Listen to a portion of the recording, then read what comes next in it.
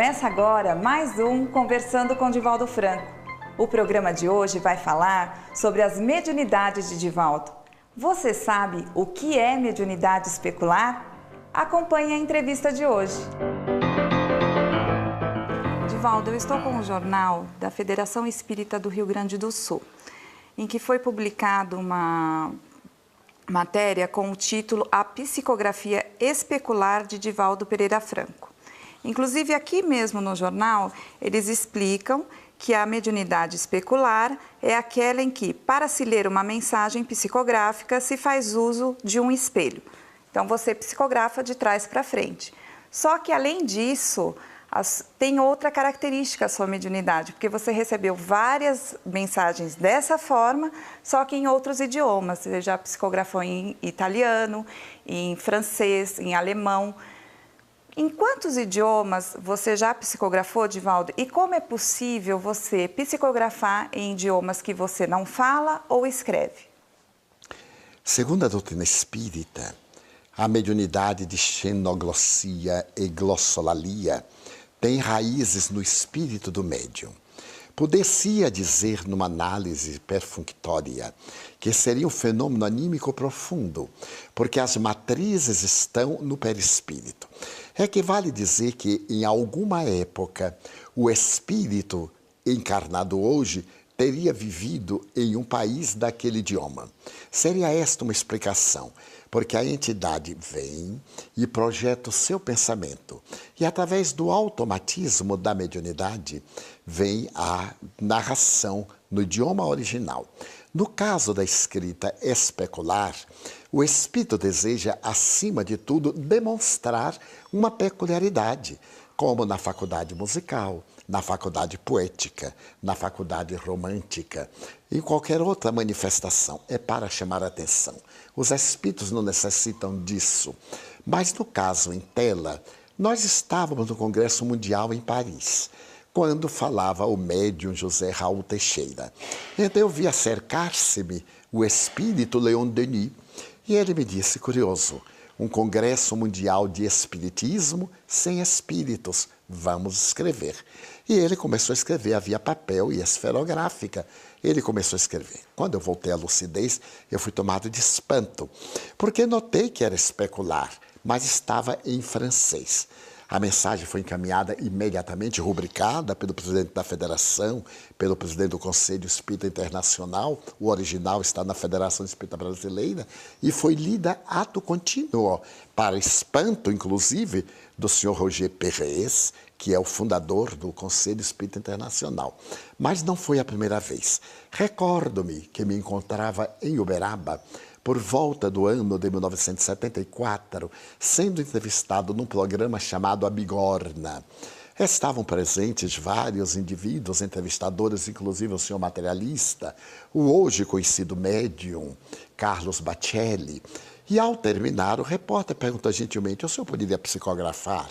Eu respondi, não depende de mim, mas eu me colocarei às ordens. Chico Xavier acompanhava o programa pela televisão, conforme me disse posteriormente. Então, Joana de Anjos escreveu especular. Em inglês, eu tenho o original com as assinaturas de todos eles guardada. Posteriormente, na Itália, tive a ocasião de psicografar Gabriel Delany. Outra vez, em Jerusalém, psicografei 2 frases em árabe. Francês muitas vezes, alemão várias vezes. Inclusive o prefácio para uma obra do célebre arquiteto André, este homem notável que reside em Zurique e foi um dos melhores arquitetos da Suíça. Então, André Studer escrevia um livro que ninguém sabia. Quando Joana de Anjos apareceu em Salvador e disse, eu quero dar uma carta ao nosso querido André, que era tradutor dos meus livros ao alemão, ele traduziu 11 livros, e ela escreveu em alemão de há 200 anos. Eu mandei para ele sem saber o conteúdo, e ele ficou tão fascinado que transcreve no livro e conta como foi a mensagem. Era um alemão arcaico, perfeitamente condizente com o conteúdo do livro. Em espanhol já psicografei umas 30 mensagens. E no recente Congresso Espírita Mundial, curiosamente, enquanto falava Raul, porque normalmente eu falo, ele psicografa, ou vice-versa. Uma das missionárias do espiritismo colombiano, Dona Ana Fuentes de Cardona, escreveu uma comovedora página em espanhol, a ponto de os filhos haverem dito: é mamãe no seu estilo e na sua letra, tão reais e perfeitos que se pode reconhecer a firma em cartório.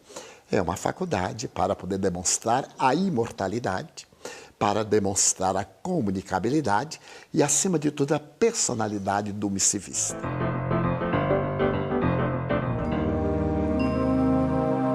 A mediunidade não é patrimônio exclusivo espírita. Muitos profetas do Velho Testamento diziam ouvir anjos e receber através deles as revelações divinas.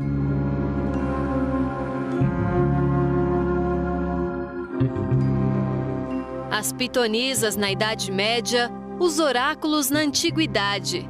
Desde sempre os espíritos se manifestam, deixando claro aos homens encarnados que a comunicação entre espíritos é perfeitamente comum e natural. A palavra médium, derivada do latim, significa medianeiro, que está no meio, intermediário. No caso em questão, o médium é o intermediário entre os planos físico e espiritual.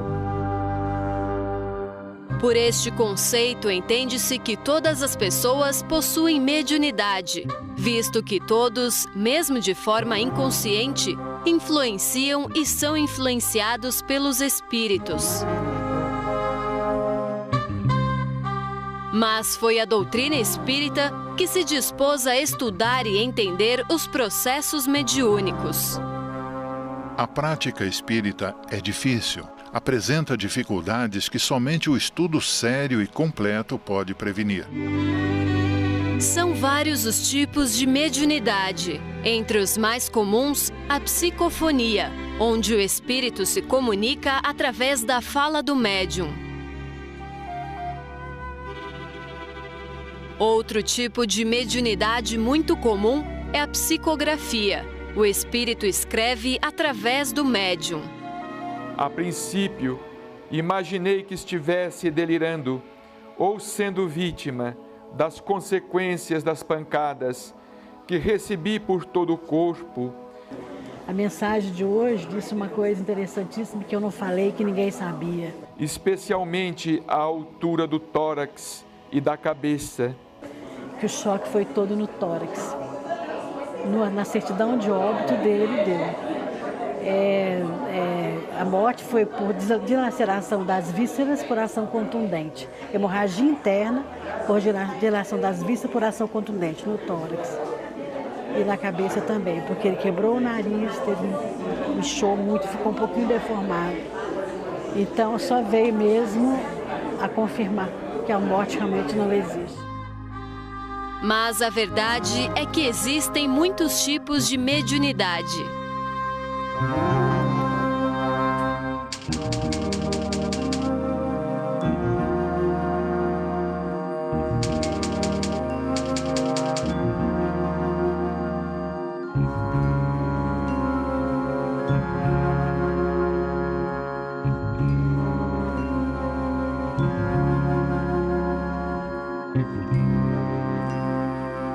Divaldo Franco já protagonizou vários fenômenos mediúnicos, entre eles a mediunidade de xenografia, onde o médium escreve de trás para frente em um idioma que ele não conhece. Divaldo já psicografou em alemão, inglês, francês, espanhol.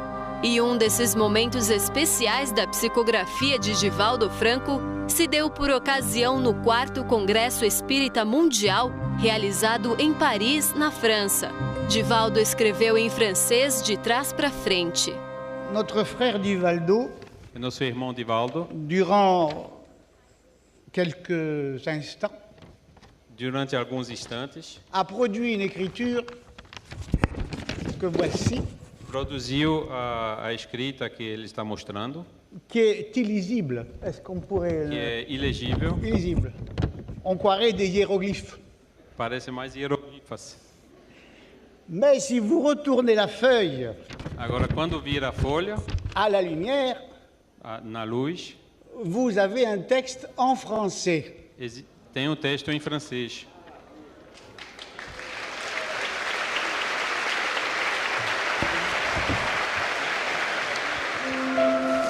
Muitos talvez se perguntem, mas por que escrever em outro idioma e ainda mais de trás para frente?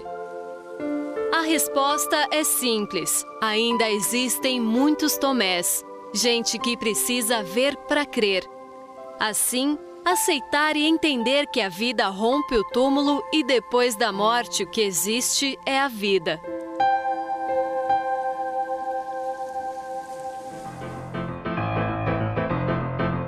Nós vamos para um rápido intervalo. Não saia daí, pois no próximo bloco, Divaldo vai falar sobre psicografia, organização no mundo espiritual e perispírito. Você não pode perder!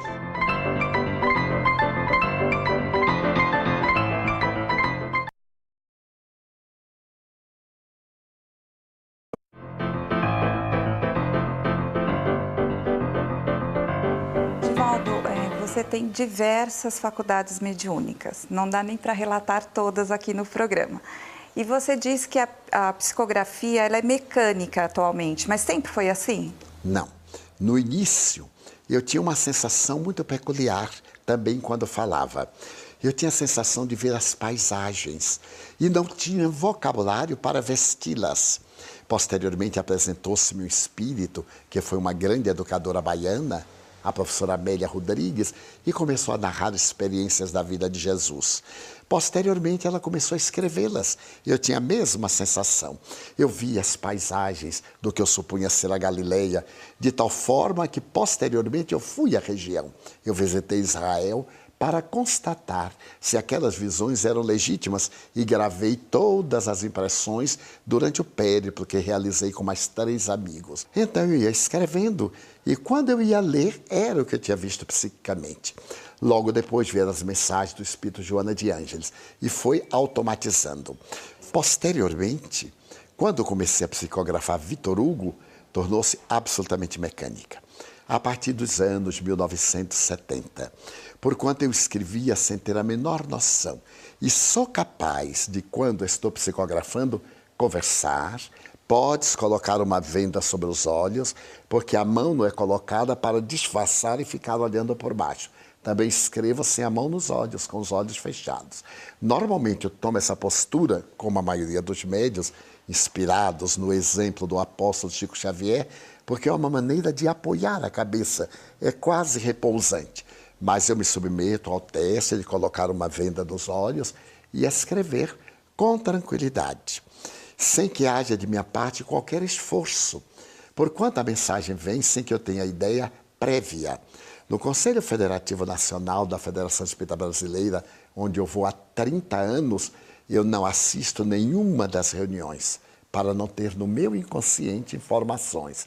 10 minutos antes do encerramento eu compareço e naquele momento o venerável Espírito Dr. Bezerra de Menezes vem e dá a mensagem final, que é uma globalização sintética de tudo quanto aconteceu. Hoje as psicografias são automáticas.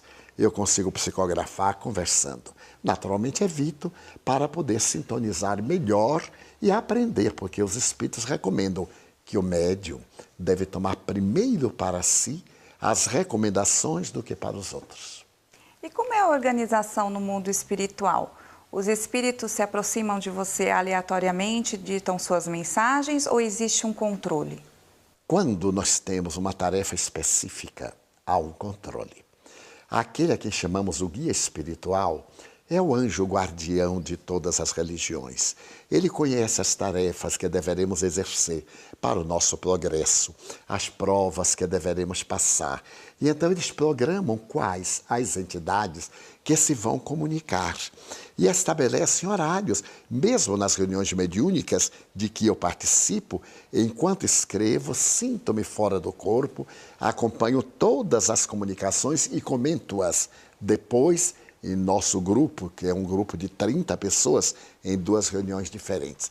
É tão curioso esse trabalho que, oportunamente, um espírito falou-me que desejava escrever um pequeno livro. E eu disse-lhe que não tinha mais tempo. Eu dormia 4 horas e meia. Tinha uma vida muito complicada, porque trabalhava durante o dia, viajava nos fins de semana. Mas que ele perguntasse a Joana de Ângeles. E ele perguntou à mentora, ela disse, bem, Divaldo pode lhe dar meia hora do sono.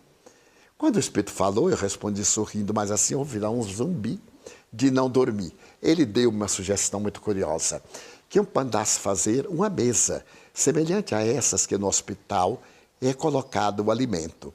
Ele me incorporaria, eu estaria sentado na cama, apoiado em almofadões, ele escreveria, tirava a mesa e deixava os papéis, o que para mim seria uma vantagem, porque ao incorporar-me eu entrava em transe, e quando ele desligasse eu já estava dormindo. Eu fiz a experiência e escrevi um pequeno livro chamado Panorama da Vida. Achei tão delicioso que pedi para ele escrever mais um, e ele escreveu Espelho d'Alma. Mas não voltou mais, agora eu continuo dormindo só às 3 horas e meia e 4 naturais, mas independe do médium. Quando os médiuns somos obedientes às imposições dos espíritos, esses fenômenos ocorrem sob o comando do espírito guia. Divaldo, os livros que você psicografa traz uma imensidão de informações sobre as ciências humanas. Só para citarmos alguns exemplos, Joana de Ângeles traz ensinamentos sobre psicologia e comportamento humano. O espírito Manuel Filomeno de Miranda, ele muitas vezes trata nos livros da mente e do corpo humano. E a Amélia Rodrigues, ela aborda a situação política, social e econômica da época de Jesus. É necessário haver o registro dessas informações no seu perispírito? Não necessariamente, porque sendo a mensagem automática, ela passa pelo cérebro do médium e é decodificada pela glândula pineal e por outras glândulas do sistema endocrínico naturalmente, sem que os neurônios encarregados da lucidez tomem conhecimento. Sobre isso eu tive uma experiência muito curiosa. Quando eu era muito jovem, eu fui ao sepultamento de um rapaz cuja mãe frequentava nosso centro. E eu estava diante da sepultura quando terminei de dizer umas palavras, uma prece, apareceu-me um espírito. E ele me disse que havia sido um professor de fisiologia da Universidade Federal da Bahia. E convidou-me para ver o seu túmulo. Eu fui no cemitério lá chamado Campo Santo em Salvador e é um mausoléu muito bonito em mármore, em tonalidade rosa, mármores preciosos, e na parte final um trabalho em bronze. Então o espírito disse, o Divaldo, que mundo paradoxal. Eu fui um cirurgião, fui professor de fisiologia, fui poeta, e quando desencarnei, presto-me esta homenagem com coisas mortas.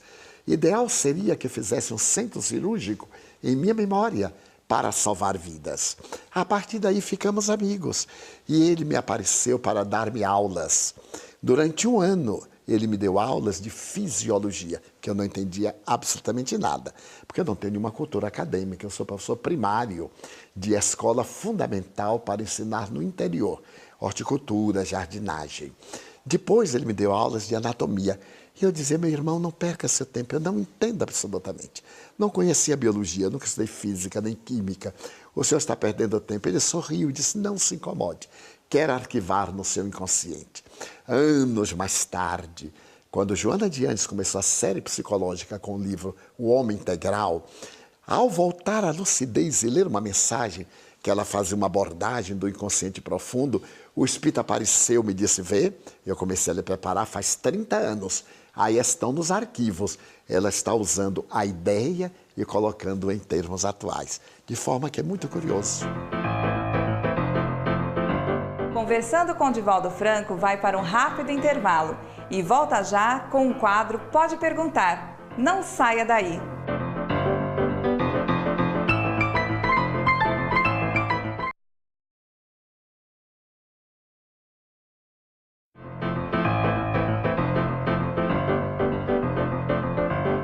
Voltamos com o programa Conversando com Divaldo Franco. Acompanhe agora o quadro Pode Perguntar. Nós recebemos e-mails da Fabiana Pereira e do Jonathan Lobato, e eles pediram para você psicografar uma mensagem de seus entes queridos. É possível uma comunicação? De maneira nenhuma. Primeiro porque eu não tenho tempo para atender e-mail. Eu recebo mais de 200 por dia. E invariavelmente eu deleto antes de lê-los, porque o tempo é muito curto. Depois de um precedente deste, era necessário que os médiuns ficássemos inteiramente à vontade. Eu sei quanto é dolorosa a ausência de seres queridos, mas o fenômeno acontece quando a pessoa está presente. Chico Xavier, que foi um grande sábio na Terra, usava a seguinte expressão: é necessário estar perto do telefone para poder atender o telefone. O telefone toca de lá para cá. Nós, médium, pessoalmente não evoco. De maneira nenhuma, porque receio que venha um espírito mistificador. Embora a doutrina estabeleça que se pode evocar os espíritos, eu não me considero em condição de evocar este ou aquele, por não possuir os valores ético-morais que façam a seleção. Desta maneira, é necessário que a pessoa esteja na reunião e que aguarde quando isso possa acontecer. No momento, em face dos muitos compromissos que eu tenho assumidos, não venho psicografando nos últimos 2 anos, a não ser excepcionalmente. Tínhamos uma reunião às quinta-feiras, exclusivamente para isto. O público chegava, não fala comigo. Ninguém fala nada comigo antes. Não anoto nome, não anoto dados. E os espíritos vêm porque querem, para evitar que eu tenha no inconsciente aquelas informações que podem ser filtradas. Diz-se que Chico Xavier anotava. Não é verdade. Chico Xavier ficava com uma prancheta para anotar pedidos que lhe faziam. E quando era de alguém que desencarnava, ele docemente anotava o nome, a data do óbito, para poder orar. E às vezes, coincidentemente, aquele espírito vinha, mas ele não anotava nome de familiares, ocorrências que caracterizaram a desencarnação, mesmo porque nós somos testemunhas oculares de dezenas de mensagens que ele recebeu, algumas das quais os familiares não estavam presentes. E de minha mãe, que era analfabeta, cujos dados eu jamais me havia referido a ele, em 36 páginas. Daí, não poderíamos atender, o que é lamentável, mas sugerimos: frequente uma instituição espírita, procure estar ali entregue a Deus, e quando o ser querido estiver em condições, ele entrará em contato com vocês. Como posso reconhecer um bom espírita sério e aonde eu posso recorrer quando eu precisar dessa ajuda? Como é que nós conhecemos uma pessoa séria? Pelo comportamento. Jesus, aliás, disse há 2000 anos: pelos frutos conhecem-se as árvores. O espírita sério é aquele que está definido em o Evangelho segundo o Espiritismo como o verdadeiro espírita. Ou numa outra página abrangente, o homem de bem. Como eu poderia dizer a você, alma querida, onde encontrar um lugar digno? Você tem critério de avaliação. Como você distingue a nota falsa da verdadeira? O lugar digno para trabalhar daquele que não corresponde. Nós não podemos violentar o livre-arbítrio. E se você for vítima de alguém que se diga espírita e não é sério, e de uma instituição que tenha o rótulo não seja digna, não lhe prejudicará. Dar-lhe a experiência para, depois de ver uma cópia imperfeita, identificar o original, que é o Espiritismo. E eu gostaria de saber como pode ser definido o Espiritismo. Allan Kardec foi um grande filólogo, conhecedor de línguas, falava 5 idiomas. E do francês ele era mestre. Escreveu uma gramática somente sobre a conjugação das irregularidades dos verbos franceses, que são os mais irregulares das línguas neolatinas. Então ele disse assim: para ideias novas, palavras novas. Proponho a palavra espiritismo, que é uma ciência que estuda a origem, a natureza, o destino dos espíritos e as relações que existem entre o mundo corporal e o mundo espiritual. Por que ele propôs a palavra? Porque já havia a palavra espiritualismo. O espiritualismo é a doutrina que crê na sobrevivência da alma. O espiritismo é a ciência que, além de crer na sobrevivência da alma, crê na comunicação, crê na reencarnação, na pluralidade dos mundos habitados e tem como estrutura ética o Evangelho de Jesus.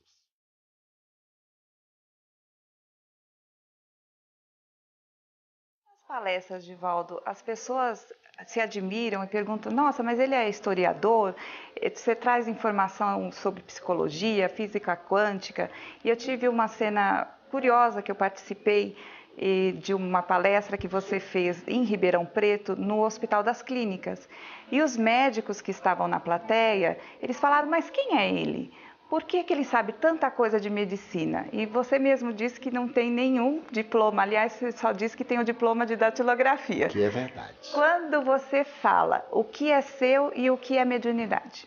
Hoje, naturalmente, depois de 60 anos, eu tenho alguma experiência. Dizemos em Salvador que até papagaio velho aprende a falar. Mas quando eu comecei, foi uma surpresa. Mas uma surpresa muito curiosa, porque eu não tinha a menor ideia. Eu lia, passava pela minha mente como uma fita de teletipo. E eu tinha que ler de acordo com a velocidade. Então, às vezes, eu falava muito rápido, para não perder, porque se eu perdesse, eu não sabia. E recordo-me que na Federação Espírita do Estado de São Paulo, onde frequentava a elite nas reuniões dominicais das 10 horas, dirigidas por Vinícius, o professor Pedro de Camargo, eu tive a ocasião de falar, estava muito nervoso, muito preocupado, quando o Espírito Viana de Carvalho me disse, tranquiliza-te, nós vamos abordar um tema científico. Eu preparei psicamente e vi escrito, então começava a frase assim, Lord, B-A-C-O-N, eu então disse à baiana, Lord Bacon, disse. O Espírito falou assim, bacon, burro. Tu não sabes o que é bacon? Eu disse, não senhor, na Bahia bacon é toucinho. Ele disse, mas este foi o Lord Bacon. E eu vi a frase, aprendi com os Espíritos. Eu lia, ainda hoje ocorre. Outras vezes eu tinha a sensação de ver uma página muito grande de um livro e alguém me acusou que eu fechava os olhos para estar fingindo. Nunca fechei os olhos. Eu os tenho assim mesmo rasgados e às vezes, com a incidência da luz direta, eu procuro poupar meu excesso de claridade, mas nunca procurei uma postura que desse uma ideia falsa, porque não dá tempo mental. Então vieram as experiências, vários amigos, como o Espírito Manuel Viana de Carvalho, que é um espírito muito douto, nos temas científicos ele vem e acorre. Nesse encontro em Ribeirão Preto, eu vi duas veneráveis entidades médicas, porque estava inclusive o secretário de saúde naquela oportunidade. Eles vêm e ajudam-me. Daí, quando eu volto à lucidez e me fazem perguntas mais profundas, eu lhe confesso que eu não sei. E digo até brincando, eu não sou enciclopédia britânica. Sobre espiritismo eu tenho a obrigação de saber, porque estudo. Há 60 anos eu estudo espiritismo. Com todo o carinho, a codificação, as obras subsidiárias, as complementares, a dos cientistas do século XIX, que deram o contributo dos fatos. Mas outras obras, lamento não ter tempo de ler, mas leio sempre que é possível. O Espírito Viana de Carvalho, muitas vezes, lê para mim por bondade. Ele me narra experiências de cientistas, dá-me o nome do livro e do autor. Conforme as gravações que aí estão, não cito uma frase de alguém que não me refira à fonte de referência, pelo respeito que eu tenho aos autores. Então, o que é meu? É o momento em que eu dou um xiste, dou um toque de humor, as experiências humanas, os contactos e o conhecimento da doutrina. Essa é a minha contribuição. O programa de hoje chega ao fim. Se você ficou com alguma dúvida, quer fazer uma crítica ou sugestão, escreva para a gente. Nós vamos ter muito prazer em receber sua mensagem. Acesse www.tvmundomaior.com.br e clique no link Fale Conosco. A semana que vem tem muito mais de Valdo Franco para você. Até lá!